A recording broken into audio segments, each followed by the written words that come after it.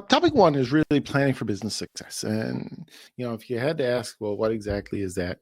What I'm trying to do here is to get a sense from you and for you to get a sense for yourself of what are the various attributes that you could bring to a business and what kind of ideas would meet those attributes. So, what fits best? Here's a glove.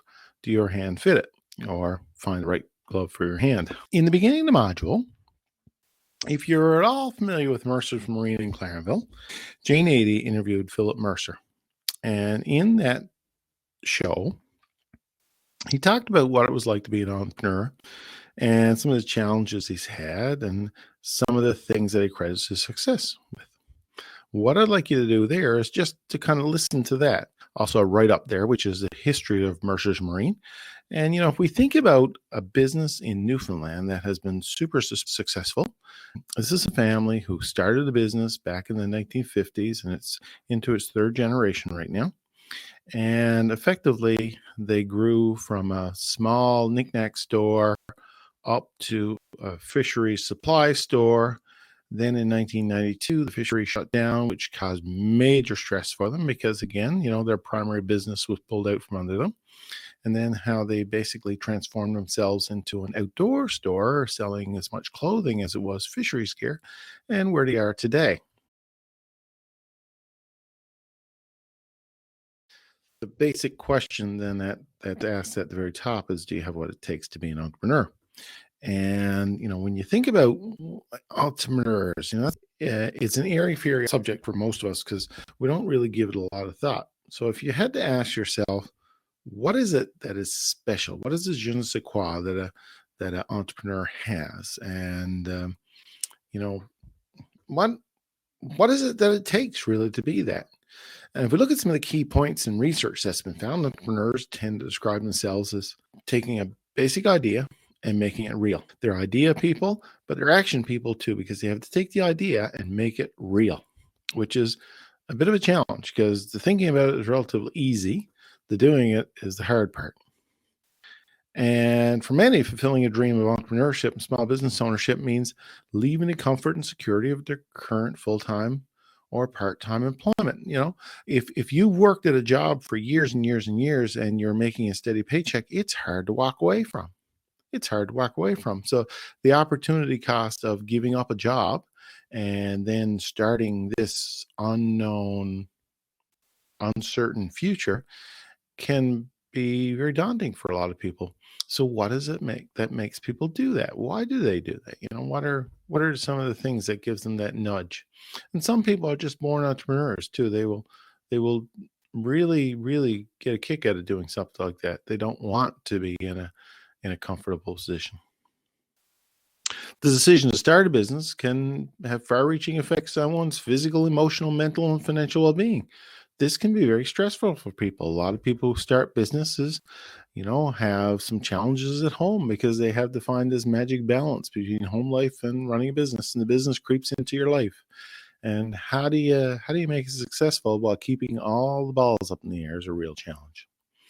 And despite the inherently uncertain future associated with making a decision to start a business, many Canadians do it. So are they all nuts? Is it something in people's DNA that makes them nuts? Do they walk out in front of traffic and expect not to get run over? Is it as bad as that? Or is there something that these people have that makes them do it? And some of them are very successful at it. And, they create jobs and opportunities for other people. So we're glad they do. So you have to ask yourself, do I have any of those attributes? And, do I want to act on them? So sometimes we can legitimize the fact that people are entrepreneurs because of a series of reasons. Why is that person? You just fill in whoever you think of as that person, okay? Why is it that person is an entrepreneur? Sometimes they're an entrepreneur out of necessity. They lose their jobs. It's as simple as that. They were working somewhere, they had a job, the job no longer exists, and they have nothing else to do. What is it? They got nothing to lose. What is it that really rationalizes that? Well, it's kind of necessity. They need to eat. They need food on the table. They need to do something. I think there's a lot of entrepreneurs like that. particularly immigrants. If you got an immigrant to Canada who comes in, don't know people, don't have good connections, don't speak the language. Many entrepreneurs, great entrepreneurs in Canada, have been immigrants who have come to this country and really pulled themselves up by their bootstraps. Some people say too that entrepreneurs are really a predetermined fate and taking over family business. The Mercer example is a good example of that. They're third generation. And really, I think that if you listen to Philip Mercer, who was the current owner, talk, that it was pretty well assumed that he was the man that was going to run that business. And like that, his son was the man who was going to run the business once the father gave up. We also got the internal desire to do. And I know a lot of people who are very much like that. They just don't want to work for somebody else. They want to do something. They have a dream, and it's kind of a passion, an evangelical passion, I'll call it. They're absolutely nuts about the subject, and they want to make it succeed. They have faith in their ability to do it because they're just so committed to it. A need to explore is a very similar type thing. They just want to find out what they can do. And others, the need is more of control. They want to be their own boss. And I could imagine from some of like my own perspective, that would be one of my biggest criteria is, you don't have to be accountable to anybody except yourself. Instead of one of those major drivers, there's a series of those major drivers that drive someone into the entrepreneurial field. There's been a whole bunch of research too done on, well, what makes a successful entrepreneur. So this bit of university research was done where they went out and they basically interviewed a whole pile of entrepreneurs across Canada. They said, what is it that really makes them successful? Okay. So when they boiled it all down, this is what they found. They found entrepreneurs believe in their ability to succeed. So they're cocky, confident people. They know that they can do it. They have full faith in their ability. Entrepreneurs are also very energetic. If you're thinking about the amount of time and energy you have to put in to get a business rolling and to keep it rolling, you got to have a lot of energy for it. Going into business can be very grueling in terms of time and energy. So you got to have enough energy to do it. Entrepreneurs always look to the future for opportunities. They're very future focused people. They're not looking backwards. And they have a dream, a vision of something that they'd like to achieve, and they work very hard on putting a lot of effort into making that opportunity a success. Entrepreneurs have this ability to organize people, things, assets. They have the ability. If you think about the entrepreneur has a dream, that dream has to be communicated to the employees. How do you do that? Well, if you're not a very good communicator, or if you're not very good at sharing your dream, it's hard to get the employees to jump on board with you. However, some entrepreneurs are so evangelical in their belief that they can certainly encourage their employees to think the same way. And that helps work towards organizing and moving people in the right direction to success. And sometimes luck comes into it too, because you got to have that right people combination at the right time. Entrepreneurs are very committed, and you would think that, yes, that energy and drive certainly leads to a high degree of commitment. They're more focused on love for achievement rather than money. It's fame that drives people more than money.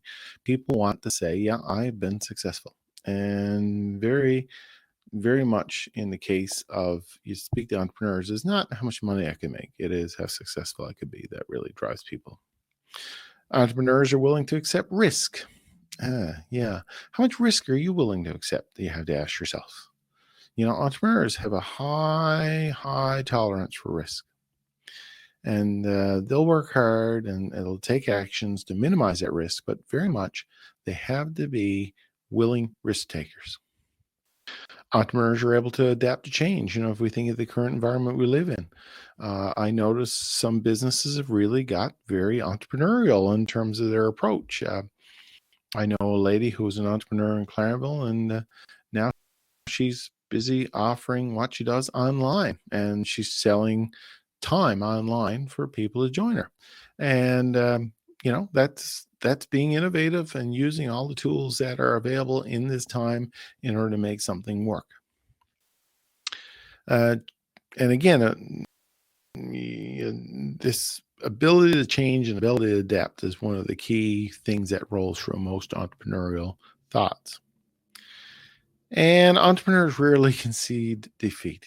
They don't give up. They got stick to itness, and they certainly got that commitment in order to move things forward. So if you feel that you have either one of those traits, not necessarily all of them, but either one of those traits, I think that spells positive for your ability to become an entrepreneur.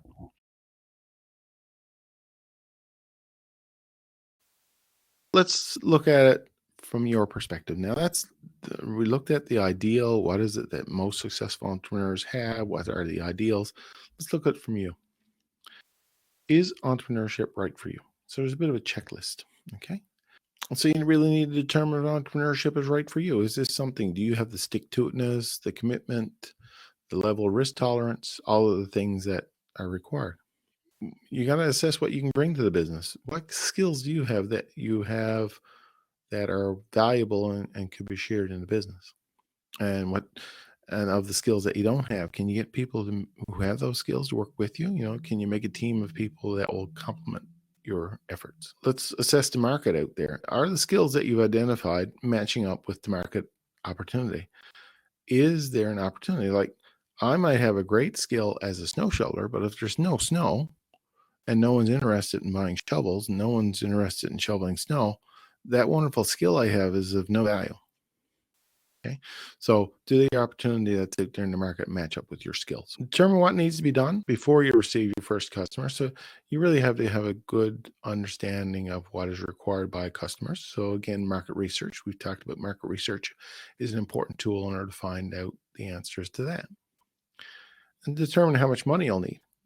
And that's a hard one. But the business plan itself certainly helps you focus in on answering that basic question. How much money do you need in order to get this thing started? And where are you going to get that money? So those are some basic questions that you really need to consider. And as I say, within the course, we'll ask you to look at those. From a self-assessment point of view, too, some more questions that we're asking is what intimidates you about writing a business plan? A lot of people say, no, I haven't got the energy to write a business plan. I don't want to. And if you can answer that question and think about what are the major things that really you don't like about it, you can help kind of focus in on what help you need or what you need to do in order to overcome that intimidation factor. You have to ask what excites you about becoming an entrepreneur. So do the second part, what excites you, exceed what intimidates you? If you're excited enough, you'll be motivated enough to overcome that intimidation. And again, from there, then you're going to do your own SWOT analysis on yourself. What's your strengths and what's your weaknesses? Okay. What is your biggest strength? What is your biggest weakness? How can they be overcome? So really that whole section of questions there is really doing a SWOT analysis of yourself and saying, what is it that I can really bring to the table here in order to create a business that's successful? When you think about all those things, you have to ask yourself, do I match on what are some of the critical success factors for entrepreneurs? Well, do you embrace creativity? Do you encourage innovation? Can you work hard, or do you have some skills in getting employees' commitment levels up? Have you worked to meet or exceed customers' needs in the past? How are you going to provide maximum value to customers? And how are you going to make sure that this makes enough money to keep you fed, right? How is it going to achieve the necessary performance? So these are basic questions that certainly the gist of your business plan should answer those basic things. So towards the success, we got to have a good idea. We got to have market research, and we're going to develop a good marketing plan, a good financial plan, and a good operational plan. So really a business plan is made up of a bunch of smaller plans. There's a marketing plan, a financial plan, an operations plan, a risk management plan, all these plans. And we'll be looking at these plans in more detail as we move along in the course. in terms of when you're thinking about businesses or when you're thinking about business opportunities, you got to ask yourself, where are businesses in their life cycle? If you understand this concept, this is the first time we've looked at this concept, but all businesses have a life cycle, no different than you or I have a life cycle. When you start out in life, you start up at the startup stage. You're just a young whippersnapper, and then you're young and you grow, and then you presumably hit maturity, and then you decline. Well, business is exactly the same. Businesses run through a startup stage, and that startup stage is going to have a unique set of challenges and opportunities. As we move along, we're going to grow, we're going to mature. We want to keep maturity as long as possible, but inevitably, most businesses will decline. Either the products they're making become irrelevant or they don't change. So we got to stave off decline as long as possible. Okay. So if you think about the business that you want to start, you ask yourself, where would that business fit from an industry point of view? If you want to shoe horses, for example, where is that to in terms of the life cycle? Well, there's not very many horses around, so you can certainly say that shoeing horses and that sort of thing is in a decline stage. There's not a lot of growth opportunity there. You ask yourself, well, okay, what if my business was dealing with senior? The senior market is growing. It's a growth market. There's a lot more people getting older. The needs of seniors is certainly going up. There is an opportunity there. And I've just indicated here what we tend to find in terms of revenue or current operations, the history, the comparable firms, source of value. Once you determine where your type of business is in this life cycle, you can get a sense of where they are in terms of revenue and current operations. Most startup businesses don't have a lot of revenue or may not be good revenue generators at the time because there's not a big market for them. Young growth, maturing, and mature businesses tend to have more revenue opportunities. Revenue tends to be increasing as we move through this stage. And at the decline stage, revenue certainly is going to be declining. The opportunities for revenue in those types of businesses low. In terms of operating history, well, that one's pretty self-evident. Anything that's brand new has no operating history. Anything that's been around for a long time, maturity, has lots of operating history. So you have lots of data on which to draw information from in order to build a business plan. Comparable firms, again, very similar. Startup firms, there's probably no comparative information. However, as companies in growth maturity stage tend to have a lot more companies in that stage. So you got a lot more firms that you can compare to and see how they're doing, how the market's doing, what opportunities exist. And again, in the decline stage, we're not too early interested in comparing us with others because we're all going downhill fast.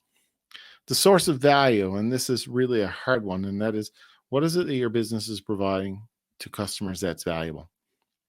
And in startup firms, it's really pinned on the future, isn't it? It's like future growth. Young, maturing, and mature firms, well, generally it's a product, and people may find that product valuable, or the services may find them valuable. And we got to identify what are the things that add value to customers there, and those are the things to value, and those are the things that we should focus on. In decline stage, well, generally we're just squeezing the limit on decline stage businesses. They're